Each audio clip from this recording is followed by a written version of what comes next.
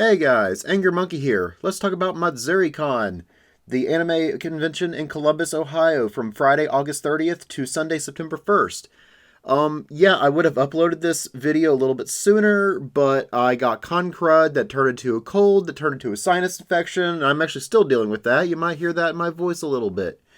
But anyway, let's get started. So I got to the hotel at about 11:15, 11:30 on Friday and got my VIP badge because, as always, for Matsuricon, I gotta be a VIP member because usually that gets you a guaranteed autograph session for the voice actors. I'll get to that in a little bit. But one thing I did want to point out was the goodie bag that I got for being a VIP member. So you can see there, I got my platinum badge that you can only get as a platinum or VIP member. Next to that is a little D20 dice I randomly got for some reason. I got a water bottle. I got an autograph book, which I actually didn't use because usually I just bring personal items from home to have them sign. Now, granted, I could have had more people sign for this, but whatever. I got a VIP card, and it's metal, and I don't really know what that's used for, but I guess it's probably for that VIP lounge, which I don't really know where it is, but I think it's probably for that. I got a little Matsuricon 2024 pin. I think that's supposed to be the dog mascot that's printed out with a 3D printer. I got 3 stickers, and I got a bag to carry all that stuff in, which is pretty nice. I mean, that actually is a nice bag. A lot better than the one I got, last year or 2 years ago. That was a pretty disappointing bag where the label was half peeled off. Oh, and the other thing that you see there is actually my hotel key. That is a Matsuricon 2024 hotel key, which was kind of cool. That was also an additional little souvenir that you can get. So like I said, I got there about 11:30 or so. The first panel I went to was Producing and Translating with Toshifumi Yoshida from 12 to 1.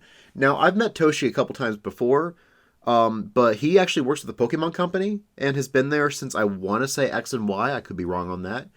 But he's also worked on other stuff like the original Ranma 1/2 from the 80s. And he's also worked on Gurren Lagann as another example that he's worked on. And yeah, just interesting questions on what it's like to be a translator, producer, etc. And then I had a little bit of time to do some shopping, so I bought some stuff. I'll share what I got at the end. And then I went to I Know That OP, a game show from 3:45 to 4:45, which, yeah, try to guess the intro as fast as you can. It's almost a Jeopardy style, but that was pretty fun. A lot of stuff I didn't know. But I had to cut out early because at 4:45 was Pokemon Anime Subs, What We Have Been Missing, which I actually was slightly disappointed with that one. It wasn't what I thought it would be, because I was expecting to see some of the stuff that 4Kids cut in the American dub that was in the original. But we mostly just had our panelists bash the Pokemon dub, which probably everybody in the room grew up with. So that was just kind of weird. And we watched a random episode of Ash getting his first badge in Unova, which I'm pretty sure I saw in English back in 2011, but whatever. I had no context of what was different between the American and the Japanese. Although we did get to watch the infamous Porygon Seizure episode in its entirety, so that was kind of cool to watch an episode that a lot of people might not get a chance to see. I mean, yeah, it's on YouTube, but you know what I mean. And then we watched a few movie opening segments, like where they're introducing the name of the movie. However, we didn't have the context of how it looked in America, and I don't remember how the Zekrom and Reshiram movie openings looked, because I've only seen one of them once when it aired on Cartoon Network back in 2011. However, the sub version looked really cool. Then we ended with some clips of the Mewtwo movie, which fortunately I have seen that movie about 1 billion times as a kid, because again, we didn't have the context of what was different. However, what was different was Mewtwo's personality was a little simplified in the American version, because I think 4Kids understood, okay, this is a movie for children, 7-year-olds like me. We're not going to understand the deep conflict of Mewtwo's existential crisis, but that was more prevalent in the Japanese version. But the music was the big thing that was different. 4Kids had a more orchestral arrangement, and, well, to me, it brought a lot of emotion. Like even now, if I listen to the soundtrack to the first Pokemon movie, it hits you in the feels. Just there's something about how they did that. Whereas in the Japanese version, the music is more subdued, it's more ambient, and maybe not even there at all. So that is interesting to hear that difference. I went to go eat. I got my yearly tradition of a Charlie's Philly cheesesteak. It was very delicious, by the way. And then I went to describe an anime badly, Jeopardy. So basically, you're in a room and they give you a description. You got to guess the anime. Like, screaming makes you louder, and obviously that's Dragon Ball Z. But it's you're describing the plot badly, and sometimes it sounds so far off. You're like, whoa, I never would have gotten that. So yeah, that was fun. Like I said, that was 7:15 to 8, and then at 8:15 was Danganronpa for Dummies. Which I've been to that panel before, but hey, it's Danganronpa. That's a fun time. If you guys are into visual novels and you've not dived into Danganronpa, definitely do that. Get attached to all the characters. You'll thank me later. And then I went to the voice actors perform a radio play live. So this was interesting. You had a bunch of the voice actors in the room: J. Michael Tatum, Brandon McInnes, Caitlin Glass, Rico Fajardo, Kyle McCarley, and a couple others, doing a radio drama called The Inner Sanctum Mysteries, which was something that aired from 1941 all the way to 1952. This particular episode was 1949. And they played the entire radio drama, but you have a bunch of anime voice actors, so of course it's hilarious, like this clip here. Don't you smell it? It's fucking burning! It's the odor of burning flesh. Look! Out there in the back of the lawn is stuck in the air, a torch! A flaming torch!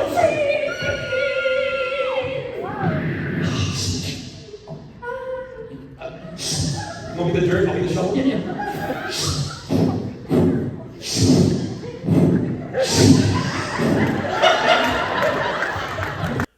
The last panel I went to on Friday was How to Eat a Potato, which was 11:30 to 1:30. However, I feel bad for these guys. The panel got cut short, ending at 12:30 instead of 1:30.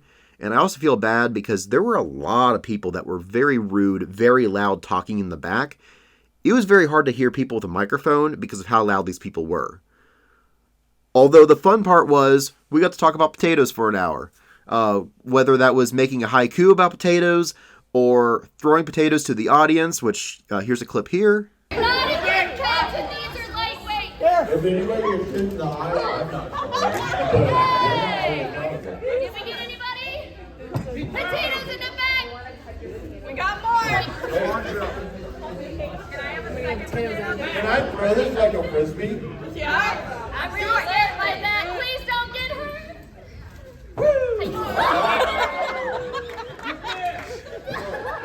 Look, that's One more time. You got this. Why are we trying to hit me? Here we go.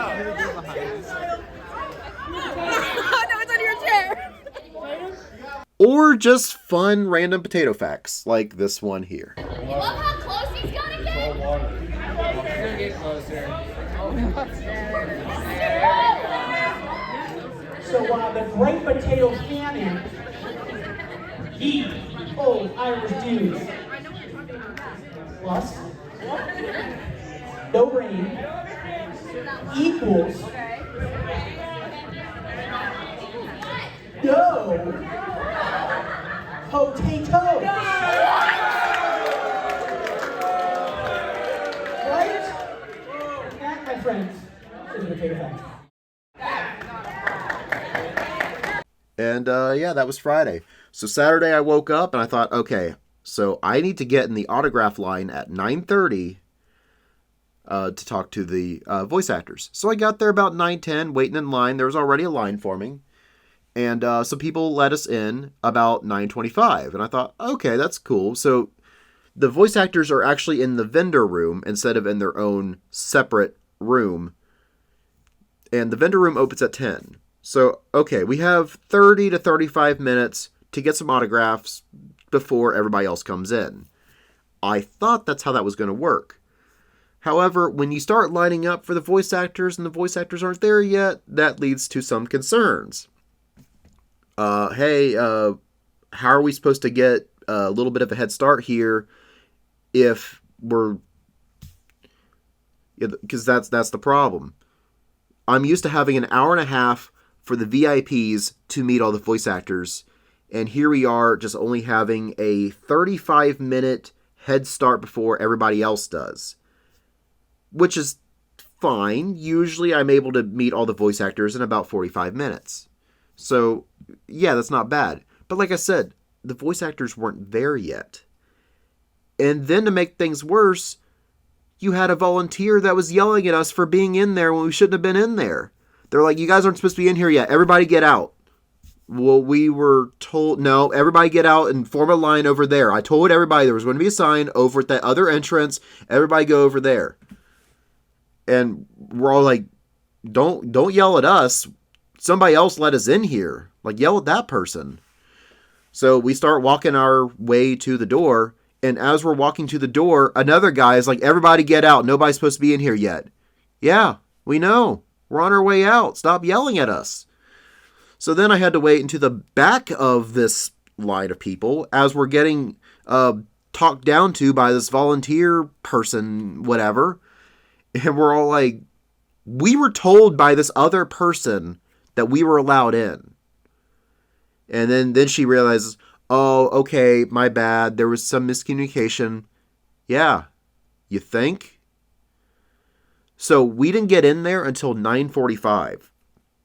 So now we only had a 15-minute head start before the doors opened for everybody else to rush back there if they wanted to get the voice actors done first. So that basically means that we got a head start on one line. However, the problem was, still some of the voice actors weren't there yet. David Vincent, who's known for Grimmjow and Bleach and Senketsu and Kill la Kill, he didn't get there until 10 or 10:30. So he had a bit of a line there, which was kind of a shame. I mean, I met him last year, but I thought, let's see what autographs he had. But I thought, that line is long, and it's just getting longer because of all the non-VIP people getting that line too. So who did I meet? So first, I got into the line for Brian Bogus because his line was pretty short. Now, he's known for playing the main character in Haikyuu, which I've not seen, but he was one of the Aldini brothers in Food Wars, so I got him to sign for that. I then hop over to Rico Fajardo, which I met him last year. He's Taiju from Dr. Stone. But this year, I'm like, you know what? I had finished the first 2 seasons of Reincarnated as a Slime. This is Benimaru here, so let's get him a sign for that. And I love that he had, can I kill him, as a quote from Benimaru. It's great. J. Michael Tatum was next to him, but his line was pretty long, so we'll come back to him in a few minutes. I went over to Chris Hackney's line. He's Illumi from Hunter x Hunter, and I had a great interaction with him because he noticed, like, oh man, who signed over Illumi? And then he saw, oh man, Keith Silverstein, the voice of Hisoka. He's like, Keith had to sign over Illumi. He's like, didn't he see that I'm in this picture too? And he says, oh man, I'm so mad at him. He's like, you know what? This is the quote I'm going to put for him. Hisoka, I'm going to kill you right here, right now. He says, yeah, I know my character didn't say that early in the show, but I'm kind of mad at Keith right now for signing partly over my character. And so I just thought that interaction was great. Chris Hackney was great. Like, all the voice actors were great. I have no complaints with them. Then I hopped over to Caitlin Glass's line. Now, I've met her before. She's Winry in Full Metal Alchemist and Brotherhood, and I had her sign for Brotherhood a few years ago. But I had this great picture here from the original Full Metal Alchemist, which she says, oh, you know what? This picture reminds me a lot of a commission I had where they have this drawing in a Disney design. And that was really well done. So imagine Winry as a Disney princess almost, but like in the pose that you see there in the picture. And then she also is Mina Ashido in My Hero Academia. So I had her sign for that as well. Yeah, I know Mina's not in that picture, but Hey, it's the best we can do there. I hope she comes back soon because she's also Princess Vivi in One Piece, so I'd like to have her sign for that.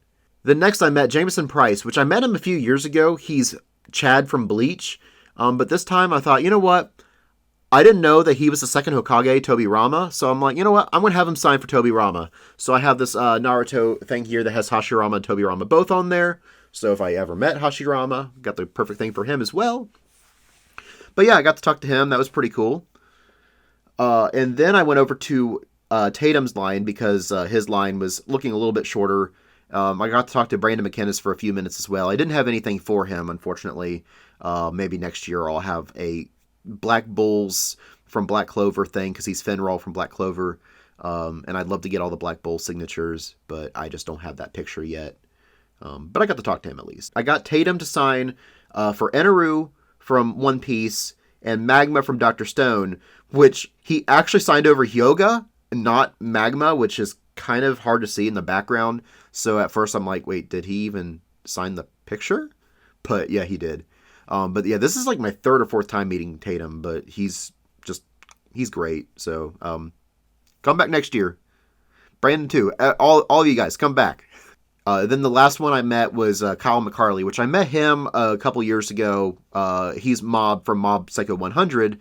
But this time I decided to have him sign for Mikazuki from Mobile Suit Gundam Iron Blooded Orphans. Mikazuki is one of the main characters. So it was really fun to talk to Kyle about that because he actually was a Gundam fan back in the 90s. He actually grew up on Gundam Wing when it aired on Toonami in 1999. And he told me a fun story that him and one of his friends cosplayed as the two main characters from the show, and that his friend got yelled at because his jacket violated the school dress code, so he had to have his jacket taken away, and he looked like a priest for the rest of the day. So that was great. And Kyle McCarley specifically says that he loves Matsuricon, so he says that there's a good chance that he'll be back sometime soon, which I hope he does, because it's always great when you are able to talk to the voice actors, share more stories, or have something else for them to sign, stuff like that. Now, like I said, though, even though the lines weren't terribly long, the voice actors did spend a little bit more time with each person than they usually do, which I'm not saying is a problem, because even I got to experience some extra conversations. You actually got to connect with these voice actors, tell them your favorite moment in a show, or their favorite performance, or just it's fun. And so I don't mind that, but I am mad at Matsuricon for not giving us the time before everybody else came in. And I'm also mad at them for not ensuring that all the voice actors were going to be there at the same time, because they could have easily just scheduled none of the guest panels to be between, like, I don't know, 9 and 11 or something to ensure that everybody's there. But Tony Oliver, I was going to talk to him. He's Lupin from Lupin the Third, and I'm glad I didn't actually go to his autograph line, because I would have wanted him to sign for Harry from Gungrave, and I forgot my Gungrave DVD. So I guess that works out. But he wasn't there. And like I said, David Vincent, who is Senketsu and Kill la Kill and Grimmjow from Bleach, he didn't show up until about 10:30, so there were people waiting his line for like 45 minutes before he even got there. And I'm not faulting him. I mean, I'm sure he was sleeping, woke up late. I'm not faulting him. But Matsuricon should have been better at ensuring that all these guests were going to be there at the same time for that hour or 2 hour or whatever block. At least they made it worth it. Now, I was very afraid that there was going to be no reason to be a VIP member at all, because the only real perk is the autograph thing. And if you're not guaranteed all the autographs that you wanted to get, then what's the point? However, they did guarantee one free autograph on a personal item, which is different than how they did it in previous years, because in previous years, I think even last year, they said one free personal item, but you get up there and they're like, oh, sorry, that only applies to the badge or your autograph book. But if you want me to sign a DVD or a manga or whatever, you still got to pay the full autograph price. At least this time they did honor the one free autograph. So that means I only had to pay for the Eneru print and one of the Caitlin Glass autographs. Those were the only two that I had to actually pay for. because all the others, since it was one per person, that was all free. So I guess it is still worth it, although Matsuricon, please bring back the guaranteed autographs.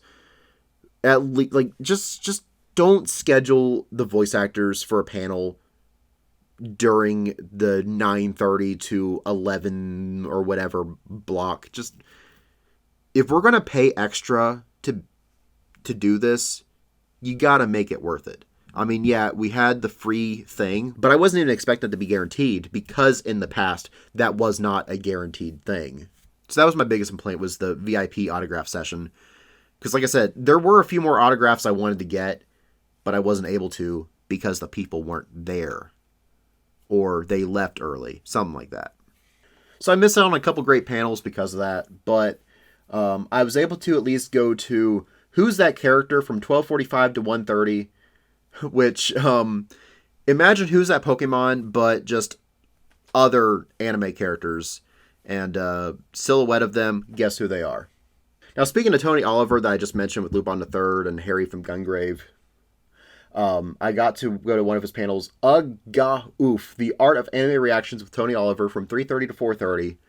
And so this was just another industry one. I enjoy going to the industry panels because you just get to hear more about the industry, get to hear about like some of the stuff that they do and some of their stories, some fun stories, stuff like that. So he's answering questions, but there was also kind of the interactive thing where he's explaining that sound that you hear in a lot of anime characters, which they can use for if they're excited or upset or angry or whatever, and how he's explaining what that does. And he has a bunch of people up there, and they're kind of like reacting to a script. It's like, oh, so you have this old man, he's walking the town. It's like, eh, like that. You just have like the little sound effects going, and so yeah, it was entertaining to go to that. That, like I said, that was 3:30 to 4:30, and then from 5 to 6:30 was Guess That Anime Opening, which was another one of those anime openings. Try to guess what it is.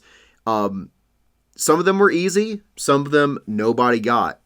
However, when we all heard I Want to Be the Very Best, the entire room started singing. It was magical, really. Here's a small clip. I hope it doesn't violate copyright for this 5-second clip.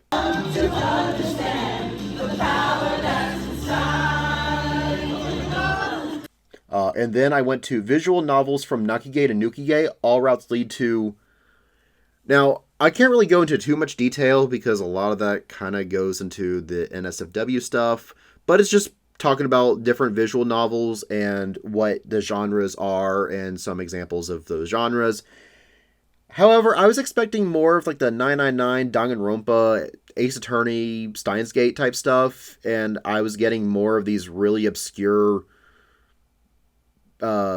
sex simulation type stuff. Yeah. So not quite what I was expecting.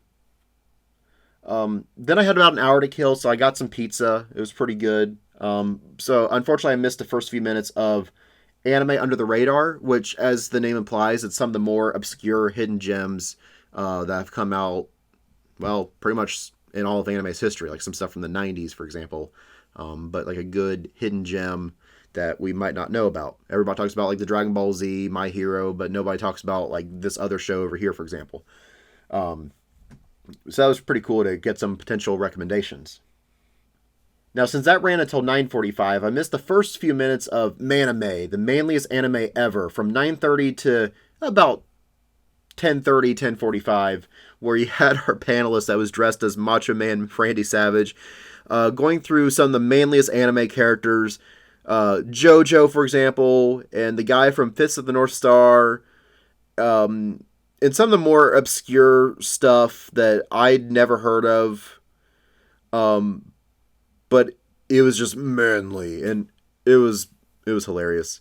So yeah, that was pretty much my Saturday.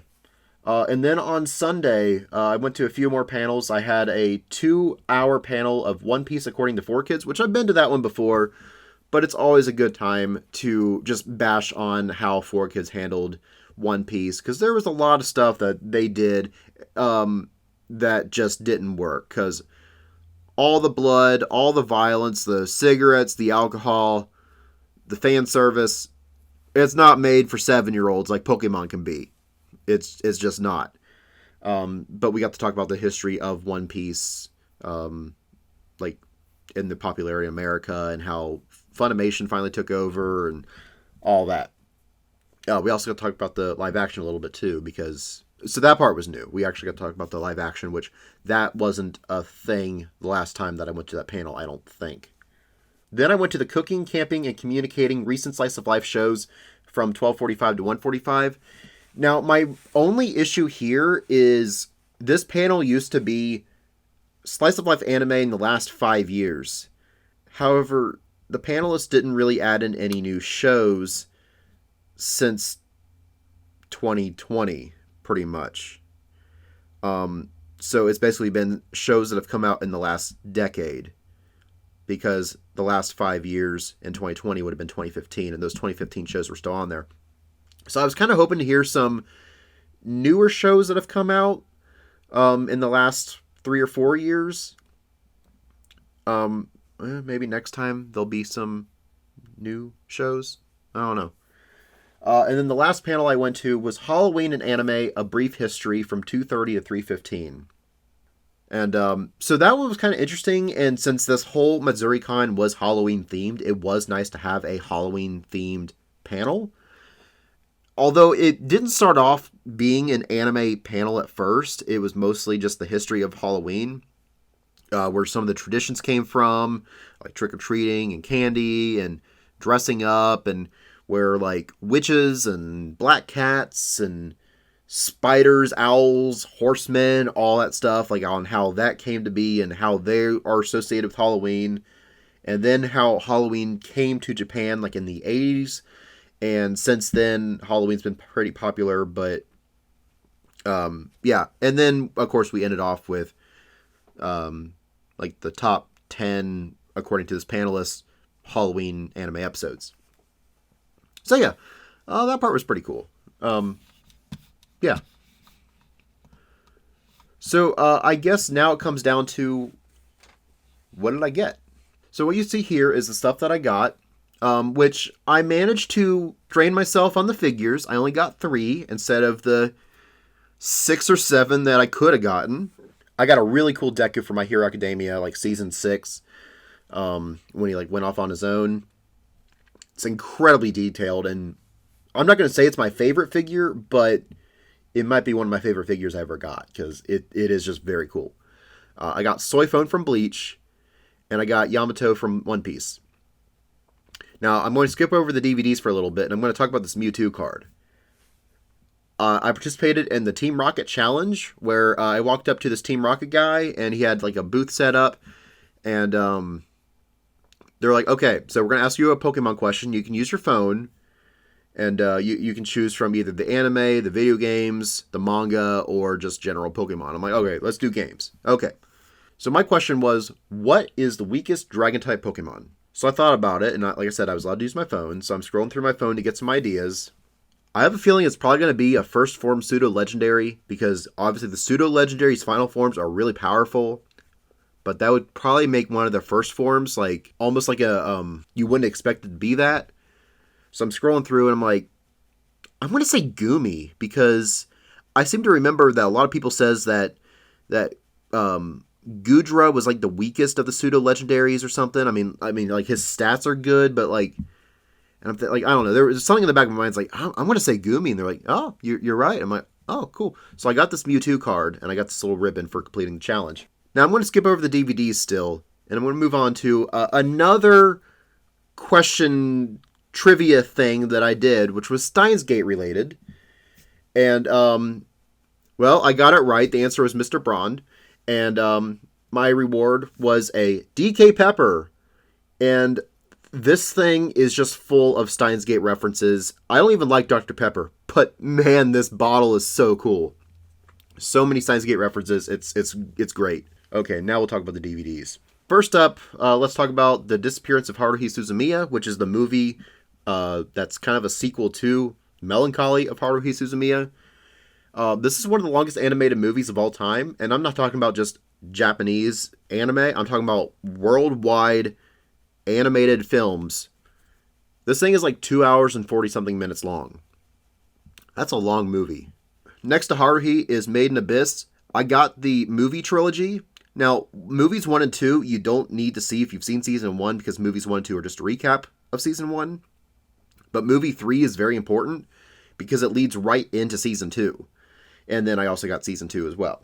I got Welcome to Demon School Iruma-kun.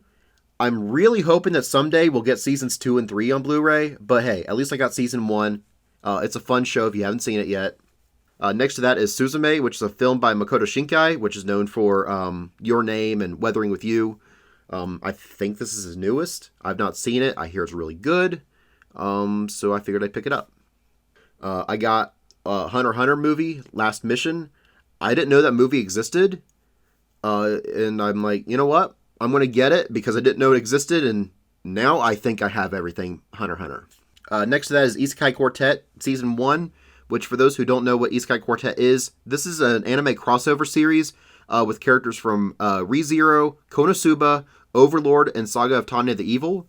And they're interacting in a school setting, and yeah, they're chibi formed. I don't know why, but they are.